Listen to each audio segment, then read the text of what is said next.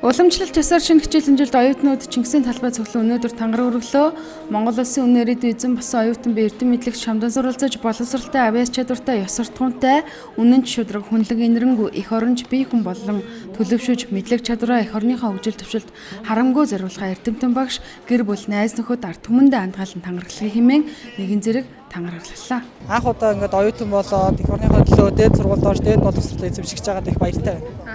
Ямар ч хэсэн 9 сарын 1-нд хамгийн анхны цагаан халаадаа өмсөөд хичээлд орох гэж одоо маш их баяртай байна. Өөрийнхөө амьдралын тэр гол зүйлүүдийг шийдэж явж байгаа болохоор хүн бас өөрийн гэсэн бодолтой тийм асар их тийм ухааныг суугаад явж байгаа. Амьдрал бэлтгэгдээ явж байгаа болохоор оюутан хүмүүс амар тийм чухал асуудал байна. 5 дахь жилдээ зохион байгуулагдсан тангар өргөх ёслолд Монгол Улсын ерөнхийсээ сайхан бэлэг боловсрол сайшин ухааны сайд ган төмөр иргэдийн төлөөлөгчд урлын дарга Батулаг нар оролцлоо. Та бүхэн өөрийнхөө хүссэн сургуультай илсэн, хүссэн хөтөлбөрөө сонгосон, хүссэн мэргэжлийнхээ хандлагыг бол бариад авцсан байна.